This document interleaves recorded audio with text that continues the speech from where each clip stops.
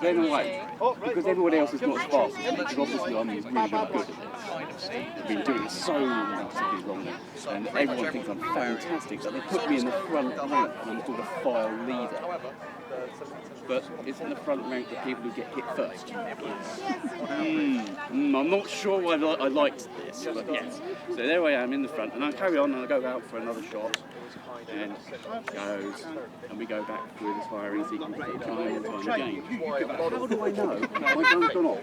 Any tune you like, you can do called Bar Black Sheep, is that a good idea? Right, get to Bar Black Sheep. No, put it really hard. Well, you have a go then. See if you can do Bar Black Sheep. Oh, it's cheating. Enough? No, they'll just sleep it.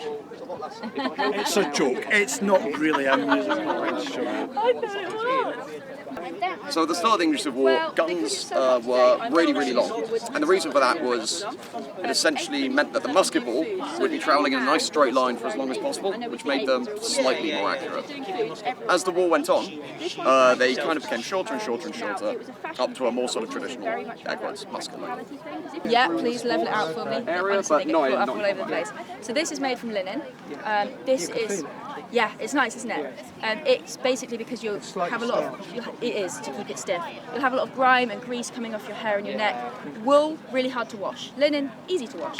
So you can wash this bit. Takes ages. Exactly, exactly. So it just makes everything a little bit easier when you can just...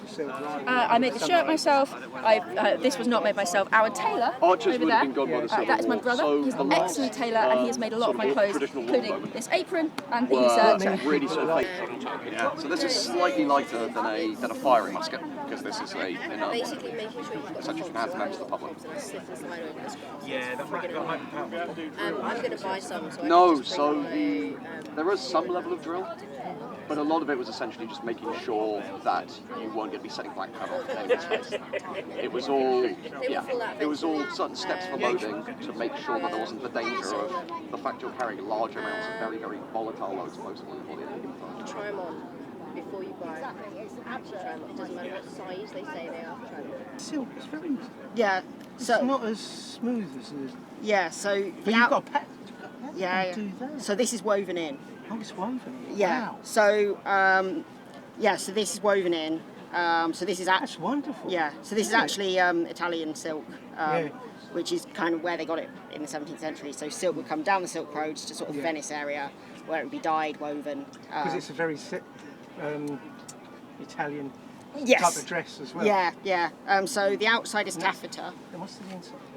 That's silk as well, but I think it's gabardine.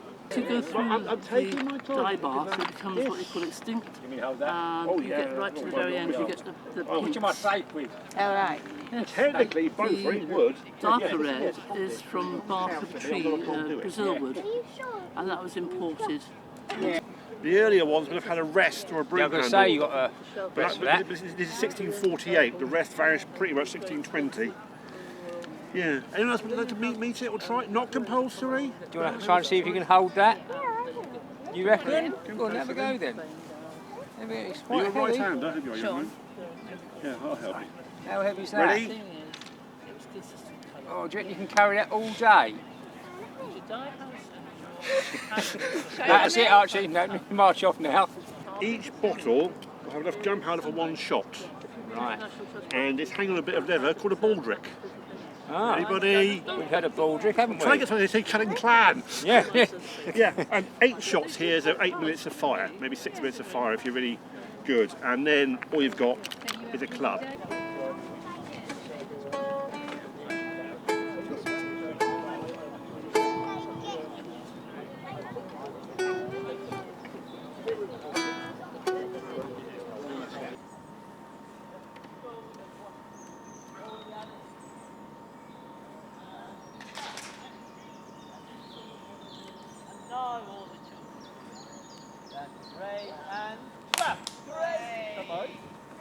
And then you go stand on the spot and go round and round and round and round, round 4 bars.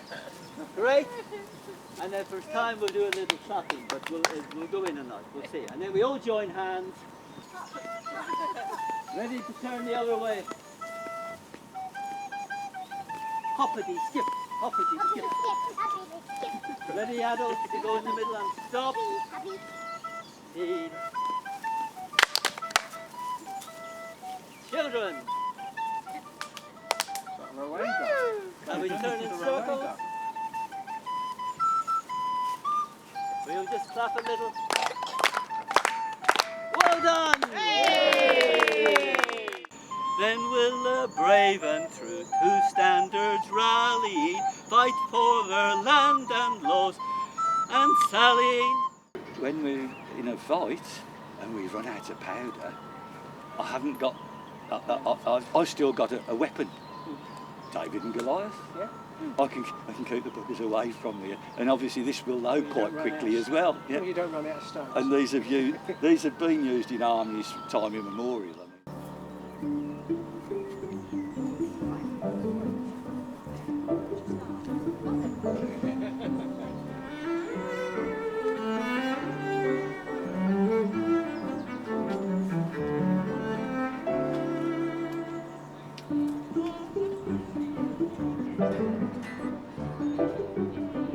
Thank you very much.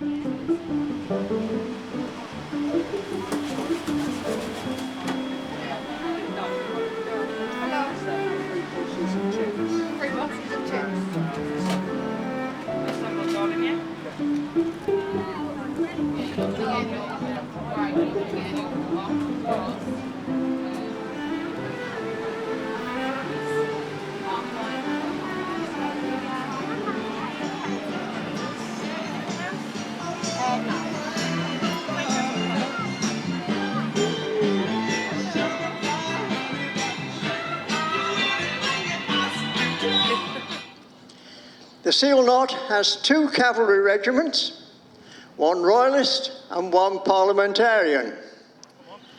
We alternate the responsibility for our displays, and this morning you have before you Prince Rupert's Lifeguard. Now, one of the essentials of cavalry of any period is good discipline in the ranks. A section is 4 horses, and if you had enough horses on the field, 2 sections of 8 would be a rank, and ideally within a large cavalry troop, which could number up to 64 troopers, you would have 8 ranks of 8. That is a very formidable body of horsemen. Now they should be dressing on the right-hand man. Right, Grant, you're dressing on me. And they will do another wheel around to the right. And walk, march. The inside man drops down into a walk. The outside men should still be trotting. Right-hand wheel about.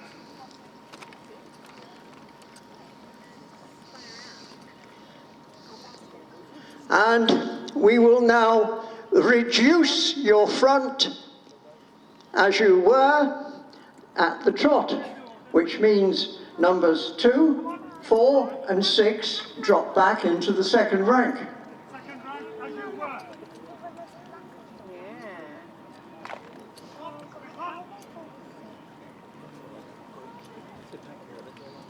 Believed that the head, the face, engraved upon the hilt was that of Charles I, and then hence it was called a mortuary sword after his execution. But there's evidence that these engraved faces were used long before Charles was executed. And the normal position for manoeuvre is with the sword balanced across the right shoulder. But as we move into the attack, the blade is held horizontal, knuckles up, pointing at the head of the enemy. Particularly useful in reenactment terms, because then you know you're not actually going to pierce anyone with the end of your sword. Again, this comes to the training of our reenactors. And remember, cavalry were a very significant proportion of our armies. A good 2/3 of them could have been cavalry and the rest infantry.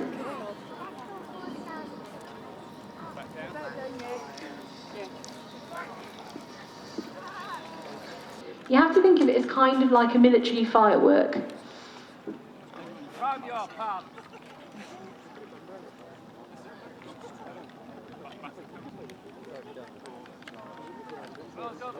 So the first thing is that they will prime their pans. So they will be putting powder into the pan, which is the point of ignition on their musket.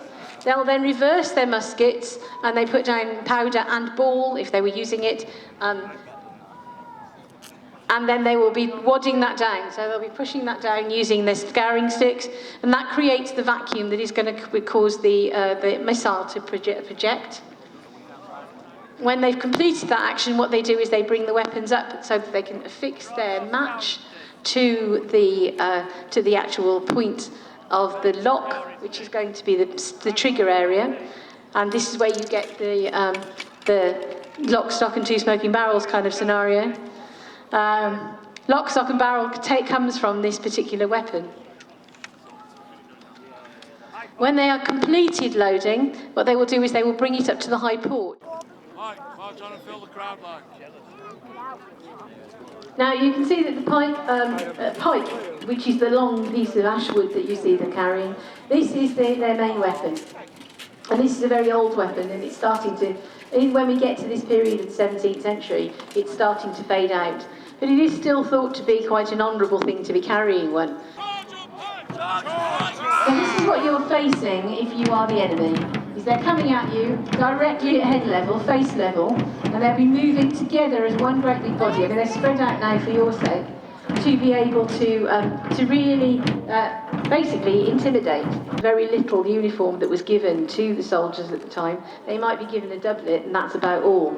So if you were looking for the rest of your regiment, then your colour was your rallying point. It was the place you wanted to go to. The other thing that you did was that you would be having them flourished, as you see now. This is a real art, and I know the chaps that do this spend a lot of time practicing.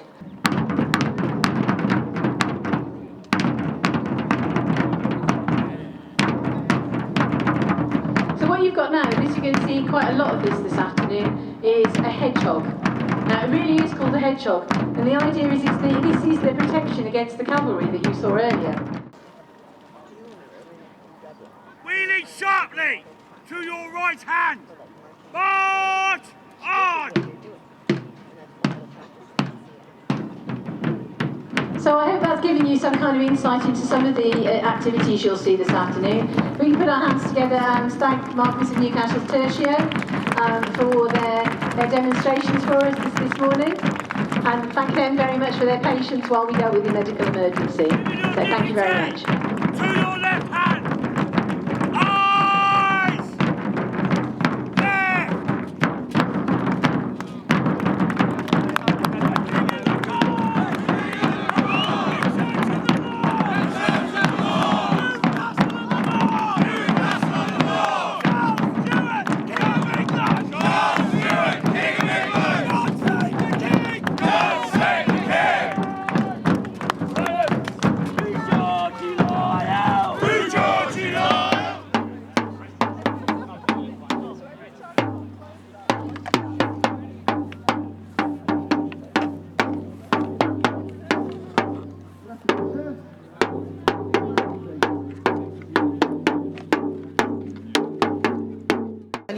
Together to make march pane, and march pane is marzipan, and they used to use it for decorating their tables at dinner.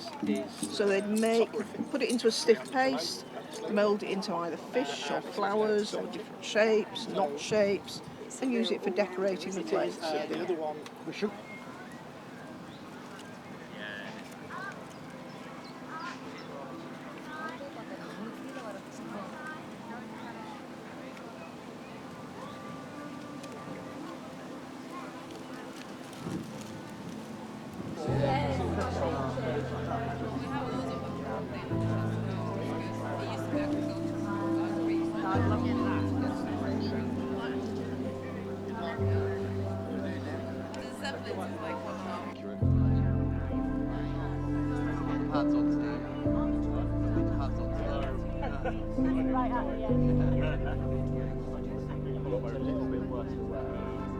Well, if we the